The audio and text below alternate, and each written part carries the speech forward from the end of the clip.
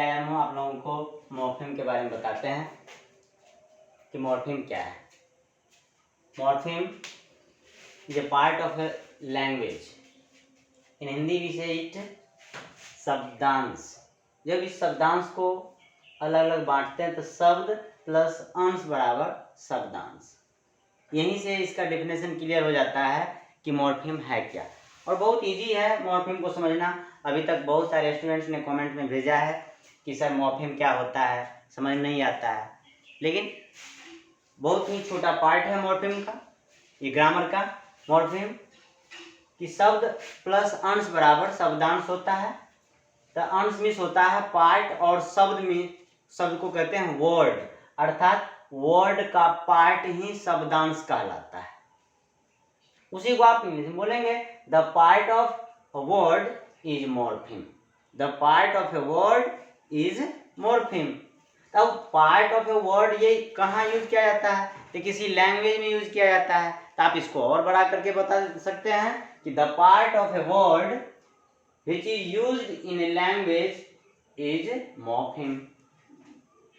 जब इसको एक व्यवस्थित तरीके से बोलेंगे तो आप कह सकते हैं कि the part of a word, तो वो छोटा हिस्सा बन जाता है और वही छोटा हिस्सा मॉर्फिम कहलाता है।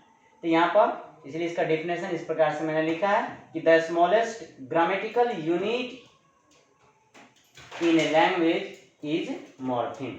आप कह सकते हैं the smallest grammatical unit is used in a language is called morpheme. तो डेफिनेशन बड़ा हो जाता है, याद करने में प्रॉब्लम होती है, इसलिए मैंने इसको शॉर्ट कर दिया है। हिंदी में इसको कह सकते हैं भाषा में प्रयुक्त व्याकरण की सबसे छोटी इकाई मॉर्फिम कहलाता है। भाषा में प्रयुक्त व्याकरण की सबसे छोटी इकाई मॉर्फिम कहलाता है। जैसे आप देखेंगे यहाँ पर उदाहरण में वॉइस, इसको अलग अलग हम करते हैं, वाई प्लस एस बराबर वॉइस। अब एस को आप अलग डिवाइड नहीं कर सकते हैं, यही एस क्या कहलाता है? इस वर्ड का एक छोटा सा पार्ट हो गया। यही एस जो है आपका मॉर्फिम कहला रहा है। जैसे डॉग्स, यहाँ पर एस देख रहे हैं, यही एस जो है मॉर्फिम कहलाता है। यहाँ पर देखिए इम्पॉसिबल, इस इम्पॉसिबल वर्ड का छोटा पार्ट जो है इसमें इम है। अब आप डिस्कशन के तौर पर कह सकते हैं कि सर इम को भी हम दो पार्ट में बांट सकते हैं, तो वो साउंड और लिंग्विस्टिक पर चला जाता है। लेकिन यहाँ पर वर्ड को हम डिवाइड कर रहे हैं यहाँ पर पार्ट में, तो इम प्लस पॉसिबल बराबर इम्पॉसिबल। ये इम जो है आपका मॉर्फिम है। यहाँ पर देखिए यूजफुल, ये यूज इसका मेन वर्ड बनता है और फुल इसका मॉर्फिम बन जाता है। ग्लैडली, ग्लैड प्लस ली, ये एलवाई जो है इसका मॉर्फिम बना। इट मीन्स कभी पहले भी लगता है, कभी बाद में भी लगता है।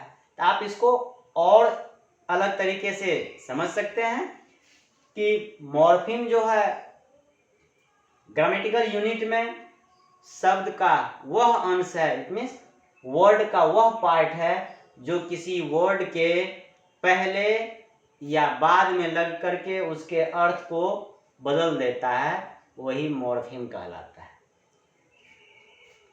मतलब किसी भी वर्ड के पहले या बाद में लग करके उसके वर्ड को क्या करता है, उसके मीनिंग को क्या करता है, उस वर्ड की मीनिंग को बदल देता है, वही बदला हुआ रूप को भी हम मॉर्फिम कहते हैं। अर्थात यही स्मॉलेस्ट यूनिट बन जाता है वर्ड का। अब इस स्मॉलेस्ट यूनिट को, इट मीन्स मॉर्फिम को, दो पार्ट में बांटा गया है कि there are two types of morpheme. Morpheme दो प्रकार के होते हैं। फर्स्ट इज प्रीफिक्स, उपसर्ग हिंदी में कहते हैं, और दूसरा सफिक्स, इसको प्रत्यय कहते हैं। और देखिए कितना इजी है प्रीफिक्स का डेफिनेशन याद करना है। तो ये हम लोग देखते हैं प्रीफिक्स, इस वर्ड को लेते हैं प्रीफिक्स, टू सिलेबल यूज हो रहा है यहाँ पर। First pre, second fix. Pre means होता है बिफोर, बिफोर हिंदी में कहते हैं पहले, और फिक्स मीन्स होता है सेट करना, मतलब यूज करना। सिंपल सा है कि पहले लगाना। तो कहाँ लगाएंगे पहले? तो किसी वर्ड के पहले या किसी वर्ड के बिफोर में इसको सेट कर देंगे या यूज करेंगे, वही प्रीफिक्स बनेगा। It means you can say that the part of word which is used before a word is called prefix.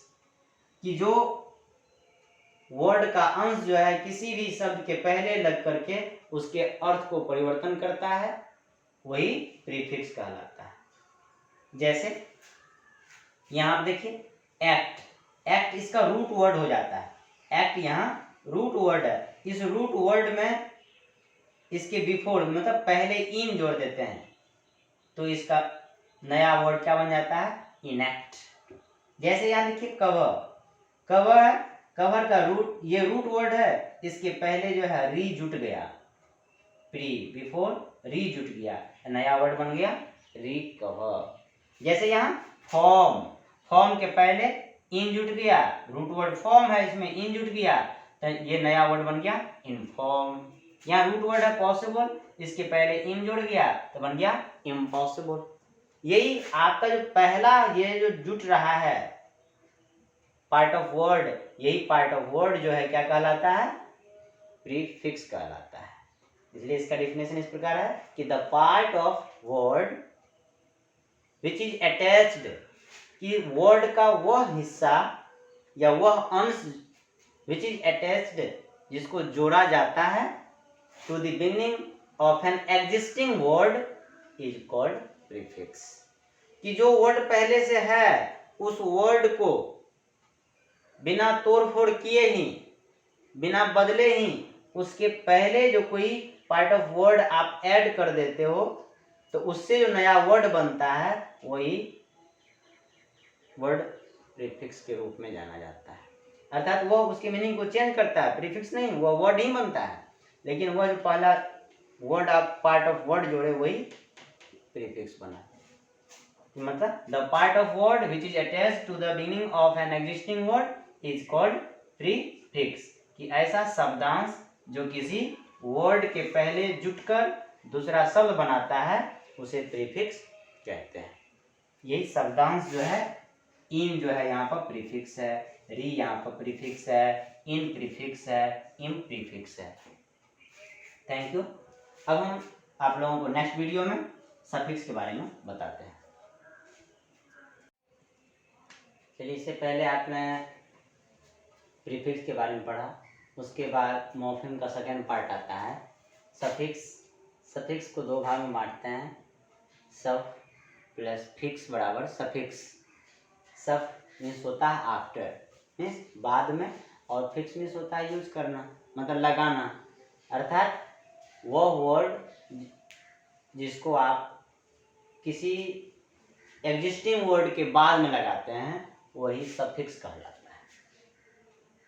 अर्थात बाद में लगाने वाले वर्ड को या पार्ट ऑफ वर्ड को सफिक्स कहते हैं। पहले एग्जांपल देखते हैं। जैसे इजी, इजी देखिए रूट वर्ड है, इसके लास्ट में ly लगा है तो इजीली बन गया। यही ly जो है आपका सफिक्स है। बॉय, बॉय रूट वर्ड है, इसके लास्ट में हुड लगा तो बन गया बॉयहुड। नया वर्ड भी बना रहा है और ये इसका मीनिंग भी बदल रहा है थोड़ा सा। ये हुड जो है आपका सफिक्स बना। ओल्ड, ओल्ड रूट वर्ड है, इसके लास्ट में नेस, नेस जुड़ा तो बन गया ओल्डनेस। तो यही नेस जो है आपका सफिक्स बना। अब समझ गए होंगे कि सफिक्स क्या है। मतलब किसी भी एग्जिस्टिंग वर्ड के लास्ट में जो आप कुछ जोड़ करके एक नया वर्ड तैयार करते हैं तो वो क्या कहलाता है? सफिक्स कहलाता है। यही है इसलिए डेफिनेशन यहाँ पर, the part of a word which is attached to the end of an existing word and make a new word is called suffix. कि ऐसा शब्दांश जो किसी शब्द के अंत में जुटकर दूसरा शब्द बनाता है या दूसरा नया शब्द बनाता है उसे सफिक्स कहते हैं, उसे सफिक्स कहते हैं। जैसा कि आप लोगों ने यहाँ तक देखा भी है, नया शब्द ये बना रहा है, ये टोटल नया शब्द बना रहा है, और ये आपका रूट जो है, रूट वर्ड ये हो गया और सफिक्स ये हो गया आपका। ये बन रहा है सफिक्स। अब देखिए यहाँ पर थोड़ा सा रूट वर्ड में देख लेते हैं हम फिर से। इजी में ly लगाया है तो बन गया इजीली। अब कहेंगे ये y कहाँ गया, y का जो है साउंड I में कन्वर्ट हो गया, इसलिए यहाँ पर इजी y है I में कन्वर्ट हो गया तब ly लग गया तो बन गया इजीली। बॉय प्लस हुड, तो बॉय मीन्स लड़का, वो हुड जोड़ दिए तो बन गया बॉयहुड, लड़कपन हो गया। जैसे ओल्ड, ओल्ड मीन्स बूढ़ा और नेस उसमें जोड़ देते हैं तो बन जाता है ओल्डनेस।